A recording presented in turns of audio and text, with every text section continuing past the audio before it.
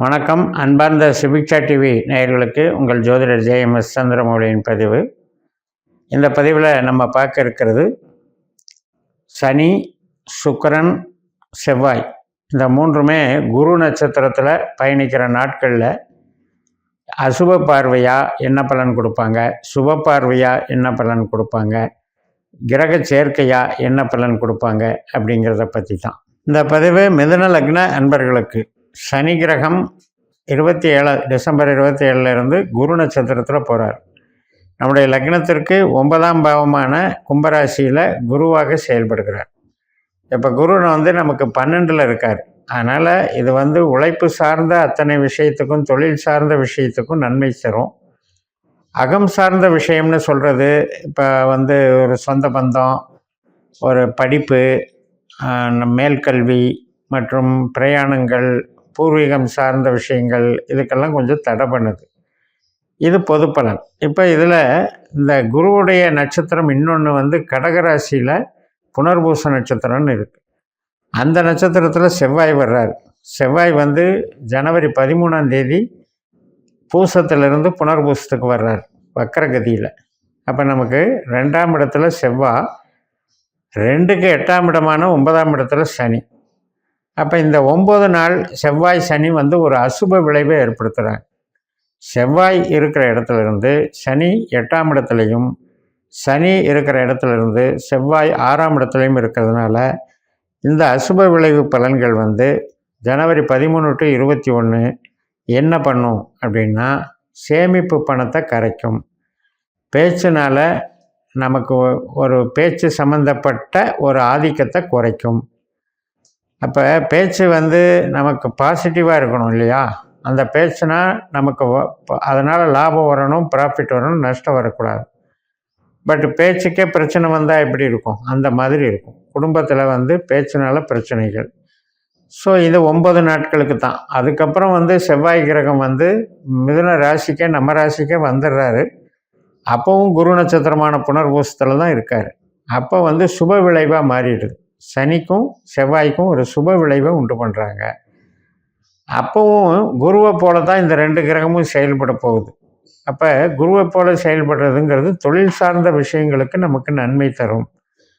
இப்போ நீங்கள் ஒரு கமிஷன் ஏஜெண்ட்டில் பண்ணுறீங்கன்னா அதன் மூலமாக வரக்கூடிய வருமானங்கள்னு எடுத்துக்கலாம். உற்பத்தி சார்ந்த தொழிலையும், டிரான்ஸ்போர்ட்டு இது மாதிரி சம்மந்தப்பட்ட தொழிலையும் நமக்கு டெவலப்மெண்ட்ஸை கொடுக்கும்.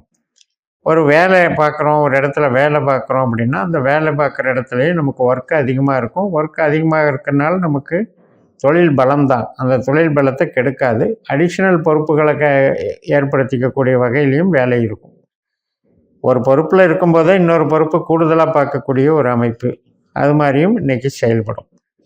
பட் இது லாங் ப்ராசஸாக போகுது. செவ்வாய் கிரகம் கிட்டத்தட்ட ஒரு 3-4 மாதத்துக்கு அங்கே இருக்கிறனால இந்த சுப விளைவு சனி பயிற்சி ஆகிற வரைக்கும், அதாவது மார்ச் 29 வரைக்கும் செவ்வாயும் சனியும் ஒரு சுப விளைவு பலனை தர்றது நமக்கு 1-9 அப்படிங்கிற வகையில் அந்த இருந்தாலும் 12ல் இருக்கிற குருவை போல் செயல்படுகிறாருன்னு நம்ம கருத்தில் வச்சு பார்க்கும்போது, ரிசர்ச்சில் வேலை செய்கிறவங்க, மூளை உழைப்பு சார்ந்து வேலை செய்கிறவங்க அது மாதிரி நன்மைகள் அடைவார்கள். மார்க்கெட்டிங் லைனில் இருக்கவங்க நன்மைகள் அடைவாங்க. வெளிநாடு வேலை சார்ந்த வாய்ப்புகள் பெருகும். வெளிநாட்டில் வேறு கம்பெனிக்கு மாறுறதும் நடக்கும்.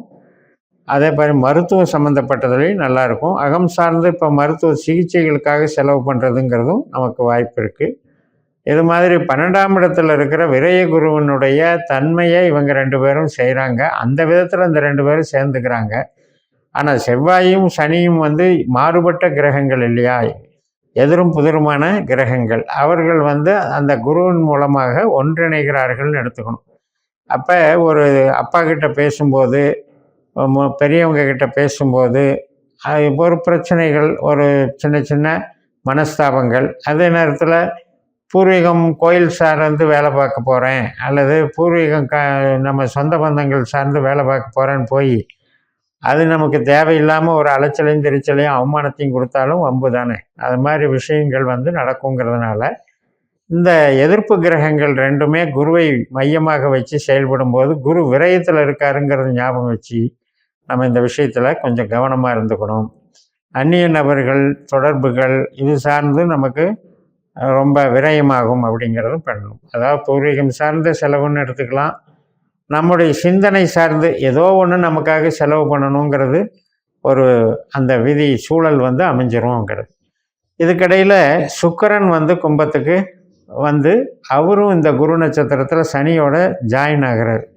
சுக்கிரன் வந்து ஜனவரி 17ஆம் தேதி புரட்டாதி நட்சத்திரத்துக்கு வர்றாரு. அப்போ சனியோட சேர்றாரு. 16 நாட்கள், அதாவது பிப்ரவரி 2ஆம் தேதி வரைக்கும் 16 நாட்கள் அந்த சுக்கிரனும் சனியும் இணைகிறாங்க. அப்போ 9ஆம் இடத்துல சுக்கிரன் சனி சேர்க்கை அப்படின்றது நம்ம பழக்க வழக்கங்களை குறிக்குது. புதுசாக பழகிற நபர்களை குறிக்குது. அது ஆணானாலும் சரி பெண்ணானாலும் சரி ஒரு ஒரு அதீதமான உறவை குறிக்கிற மாதிரி இருக்கிறதுனால அது சார்ந்த விஷயங்களில் நம்ம கவனமாக இருக்கணும், எச்சரிக்கையாக இருக்கணும். அதனால் பிரேக் ஆகிறதுக்கு உண்டான வாய்ப்புகள் இருக்குது. அதாவது ஒரு தகுந்த ஒரு ஆதாரம் இல்லாத ஒரு நல்ல ஒரு அமைப்பு இல்லாத ஒரு அமைப்பு தான் சனியும் சுக்கிரனும். இப்போ சனிங்கிறது வந்து கொஞ்சம் வஞ்சம் சூழ்ச்சி அப்படிங்கிற கேரக்டர் எடுத்துக்கிட்டிங்கன்னா, சுக்கிரனுங்கிறது கவர்ச்சின்னு எடுத்துக்கணும். இப்போ இந்த கவர்ச்சியும் இந்த வஞ்சமும் சூழ்ச்சியும் சேர்ந்தால் என்ன நடக்கும் அப்படிங்கிறத நீங்களே யோசிச்சுக்கோங்க. ஸோ அது மாதிரி ஒரு ஒரு காலகட்டத்தை நம்ம கடக்கணும் அப்படிங்கும்போது நம்ம அதில் கவனமாக இருக்கணும். அந்த 16 நாட்கள் வந்து 17லேருந்து பிப்ரவரி 2ஆம் தேதி வரைக்கும். மற்றபடி இந்த குரு வந்து நமக்கு 12ல் இருக்கிறாரு.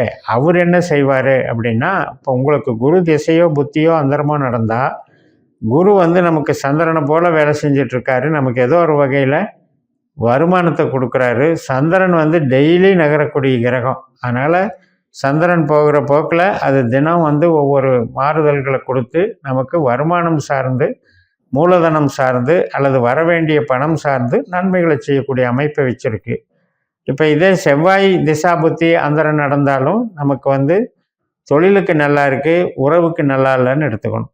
இப்போ முன்கோபம் வர்றது, கணவன் மனைவி உறவில் வந்து ஒரு விரோத மனப்பான்மையை வளர்த்துக்கிறது, மனசுக்கு பிடிக்காமல் ஒரு செயல்பாடுகளை ஒரு ஆதிக்கம் செலுத்துகிற மாதிரி டாமினேட் பண்ணுறதுனால வரக்கூடிய பிரச்சனைகள், ஈகோ, இதெல்லாம் நம்ம பார்த்துக்கணும். அதே மாதிரி 9ஆம் இடம்னா தந்தை வர்க்கம் சார்ந்து பூர்வீகம் சார்ந்த அந்நிய நபர்களுடைய பழக்க வழக்கங்கள் சார்ந்து அதில் வந்து மன உளைச்சலும் நம்மளை நாமளே வருத்திக்கிற குணமும் நம்மளுக்கு நாமளே வந்து ஒரு கெட்ட விஷயத்தை சம்பாதிச்சுக்கிறோங்கிற ஒரு அறிகுறிகளை இந்த கிரகம் காட்டுது.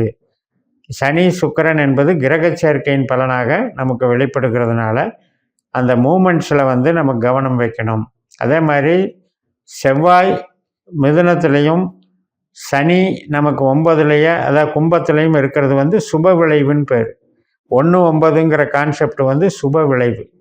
அப்படின்னா என்ன அர்த்தம்னா, இப்போ செவ்வாய் சார்ந்த காரகம்னு எடுத்துட்டிங்கன்னா பூமி காரகம், விவசாயம், சகோதர காரகன், ஒரு ஸ்பேர் பார்ட்ஸு சம்மந்தப்பட்டது, இப்போ காவல்துறையில் பணிபுரிகிறது, இது சார்ந்த விஷயங்களில் ஒரு ஈடுபாடு கொடுக்கும். நம்மளுக்கு வந்து அந்த இன்வால்மெண்ட்டை கொடுக்கும்.